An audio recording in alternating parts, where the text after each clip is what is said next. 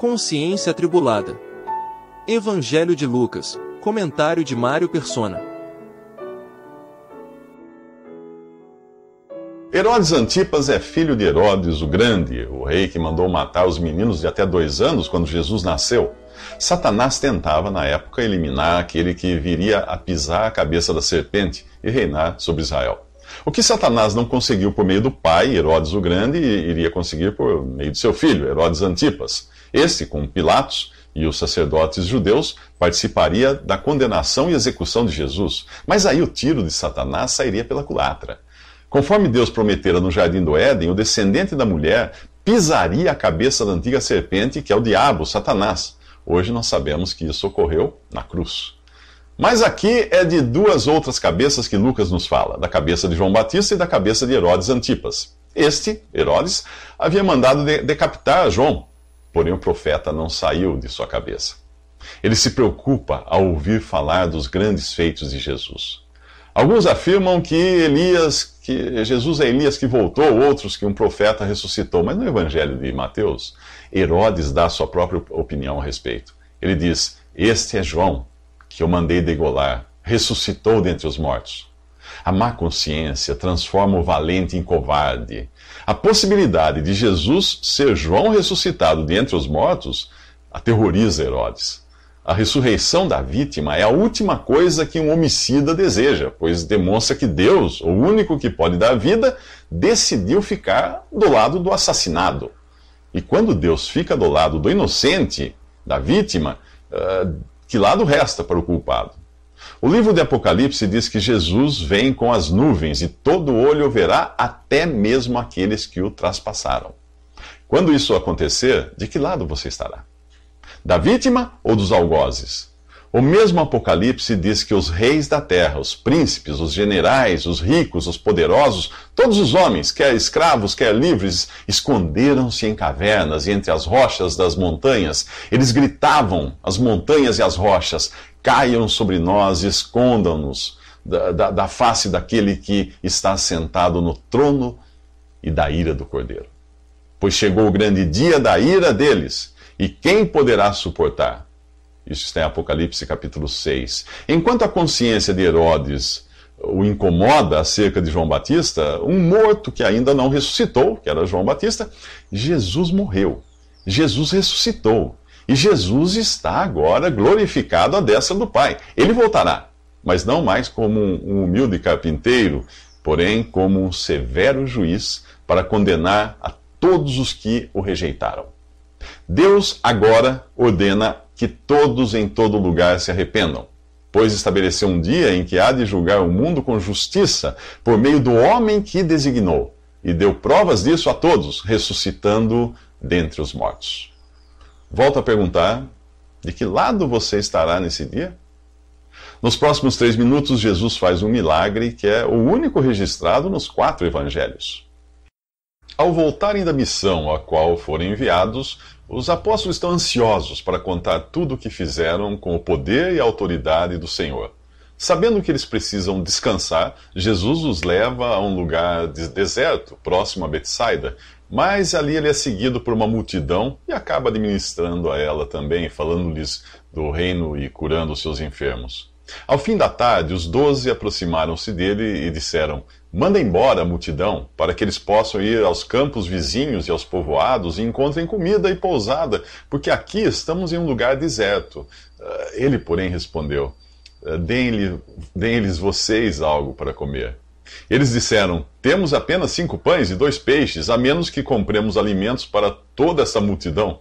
E estavam ali cerca de 5.000 homens, sem contar mulheres e crianças. Nós não somos diferentes dos apóstolos. Quando o assunto é sair em missões para terras distantes, nenhuma dificuldade é grande demais. Mas quando a questão é atender aqueles que estão próximos de nós, nós procuramos nos livrar do problema. Nós somos mais propensos a contribuir para uma obra missionária na África do que a falar de Cristo a um mendigo que dorme ali na calçada. "Manda embora a multidão", dizem os discípulos a Jesus. Mas o Senhor não faz o que eles pedem e ainda os envolve no trabalho de alimentar a multidão.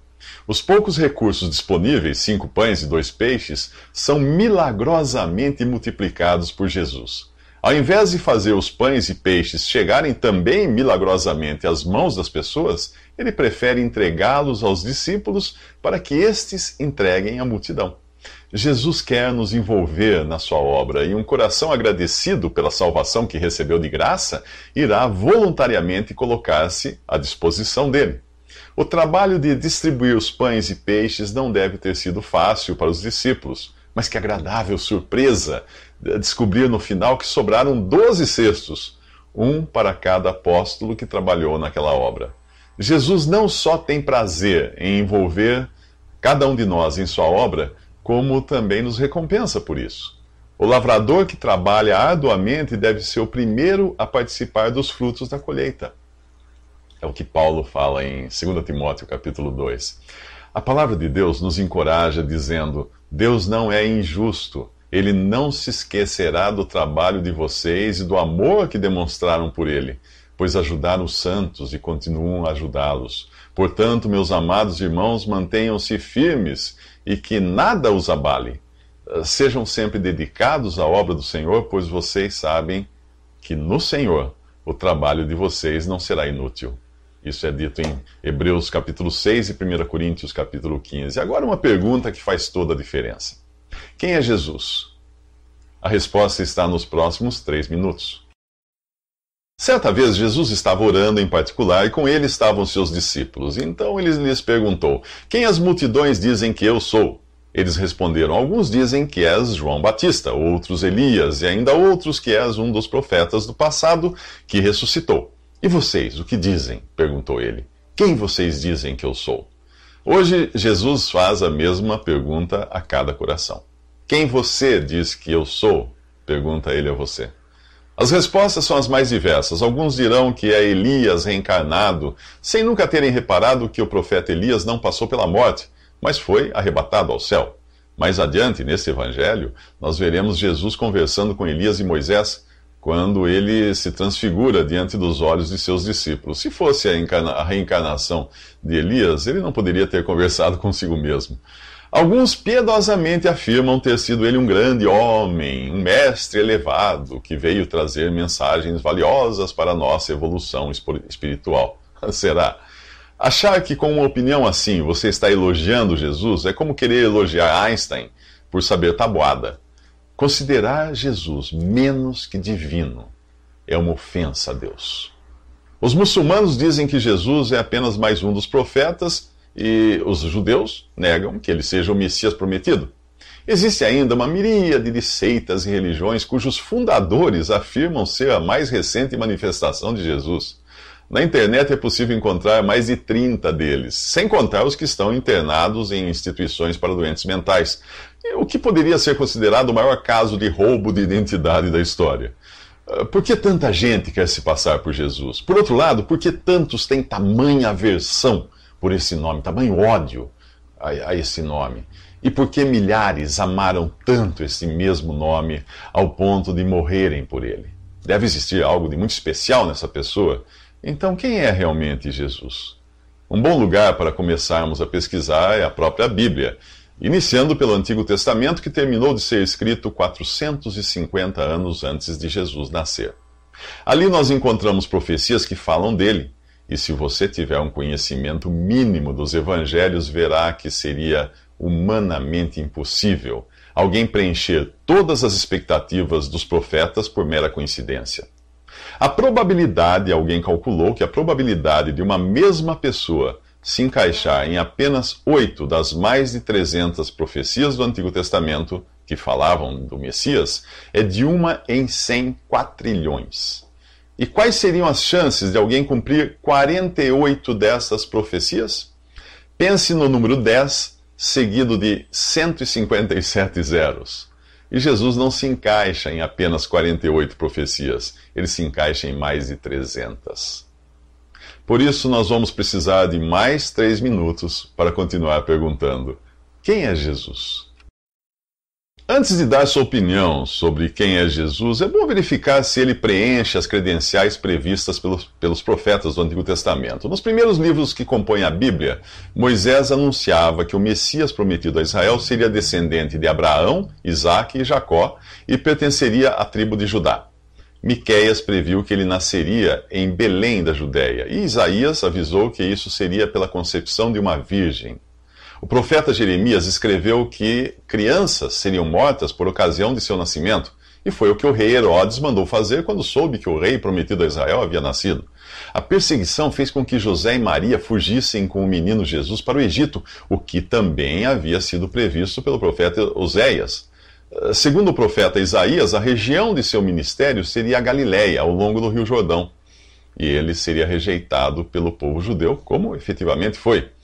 Zacarias anunciou com séculos de antecedência a entrada triunfal de Jesus em Jerusalém. E o profeta Daniel especificou até mesmo a época em que isso aconteceria, uma semana antes de ser crucificado. Com 1000 anos de antecedência, Davi previu que o Messias seria traído por um de seus amigos, e Zacarias confirmou, indicando que o traidor receberia 30 moedas de prata, que seriam depois lançadas no templo e usadas para comprar o campo de um oleiro. Isaías escreveu com 700 anos de antecedência que o Messias permaneceria mudo diante de seus acusadores e que o seu sofrimento e morte seriam para pagar pela culpa de outros, eu e você. O mesmo profeta indicou que ele morreria entre malfeitores, e Davi, no Salmo 22, previu que ele seria crucificado com as mãos e os pés atravessados por grandes pregos.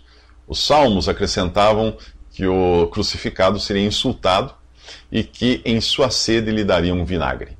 Segundo o profeta Zacarias, o corpo morto seria furado por uma lança, e Davi acrescentou que suas vestes seriam sorteadas entre os seus carrascos. Porém, nenhum osso seria quebrado, ao contrário do que era comum na crucificação, quando as pernas dos condenados eram quebradas para acelerar a morte. Os profetas previram, além da morte, a ressurreição e ascensão de Jesus ao céu. Mas isso só foi visto por um pequeno grupo de pessoas, os discípulos de Jesus. Sim, existem coisas que você só conseguirá enxergar se for discípulo de Cristo. Um círculo no qual se entra pela fé e não pela razão. Assim foi que, quando Jesus perguntou aos seus discípulos: quem vocês dizem que eu sou? O Evangelho de Mateus mostra que a resposta de Pedro, de que Jesus era o Cristo, o Messias prometido, não veio dele próprio, mas de uma revelação direta de Deus. Feliz é você, Simão, filho de Jonas, porque isto não lhe foi revelado por carne ou sangue, mas por meu Pai, que está nos céus. Isso está em Mateus 16. E para você, quem é Jesus?